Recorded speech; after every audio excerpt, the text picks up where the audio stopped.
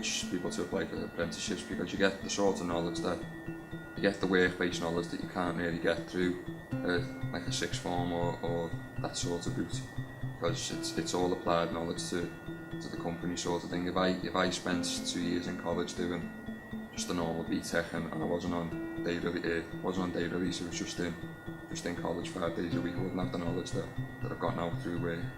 A good apprentice needs to be interested in what they want to do, particularly in manufacturing engineering. That we need to see people come along that are interested and understand what being an engineer or a craftsman, either electrical or mechanical, is all about.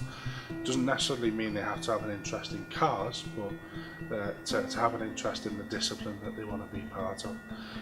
They need to be dedicated, they need to be able to be disciplined to get to work on time and do all those things that are required, but also to have a passion about what it is they're doing, and a real focus on achieving their academic study as well, is that, and to have a little bit of fun, to have a smile on their face, and to be questionable, I would say, would be the attribute of a good apprentice.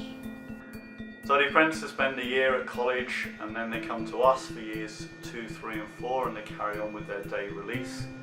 But the expectations on the apprentices are really high because we expect them to be our very best maintenance people when they get into year 4. Because by the time they're in year 4, we expect them to be able to look after the machinery, to be able to do preventive maintenance tasks, and to go out on breakdowns, and potentially also to work shifts as well in year 4. Saying if someone wants to apply for an apprenticeship, I'd say try and get the best GCSE grade you possibly can to make yourself stand out. Try and do work experience relevant to what you're applying for, so it gives you a little bit of background information about what you're going into. I'd say be as confident as you can, because if you walk in you're not very confident, if you're not confident in yourself, you can't expect someone else to be confident in you. So a good application form would tell us a little bit about themselves, what they've done, and really 1 or 2 points about the particular work that they've done in relation to the apprenticeship they're applying for. Also looking for things they may have done at school or in volunteer organisations where they've had responsibility. So thinking of D&V, Scouts, whatever it is that they're part of, that would give us a highlight to look at as well. Also makes us realise that they have some commitment and dedication to do something.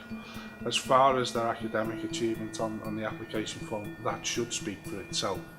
But really we're looking for some interest in the business, and a little bit of expression of themselves, and it's very easy to use the word we in an application. We want to see a little bit of the I've done this and I've achieved that, which for us gives us a good way in to ask other questions in the interview.